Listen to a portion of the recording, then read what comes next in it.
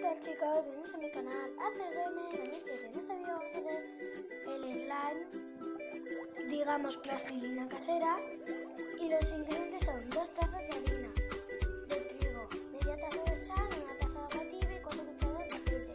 Los primeros pasos son mezclar harina, sal y aceite. Ya lo he puesto, lo vamos a mezclar.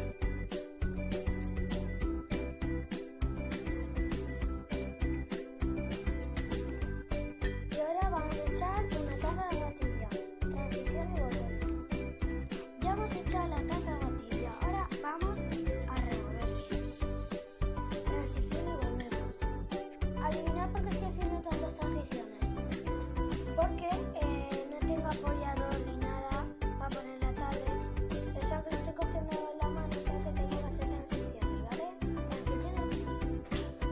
Y me ha quedado esta masa y ahora lo que vamos a hacer es remover más.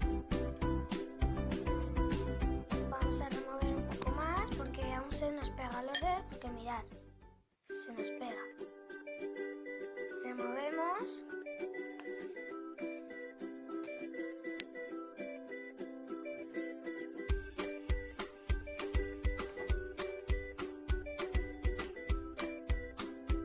Vale, ahora lo que hay que hacer es poner harina por la mesa para que no se nos peguen los dedos. Transición y volver. Me ha quedado este resultado, tenía que poner harina por la mesa y ahora no se me pegan los dedos. ¿Y ahora el problema? Bueno, no hay ningún problema. Vamos a echar cúrcuma, ¿vale? Aquí tenemos el cúrcuma. Vamos a hacer un agujerito, transición y volver. Vale, y este es el resultado. Ha quedado esta masa, una especie de slime. Y mirad. Qué bonita es. No le he puesto colorante, le he puesto cúrcuma, que eso también es una especie de colorante. Se ha quedado amarilla. Perdón por las transiciones, pero ahora para poder enseñaros cómo es y todo eso, hago una pequeña transición, ¿vale?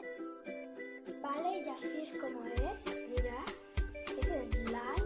Bueno, en realidad es plastilina casera, pero tiene una textura.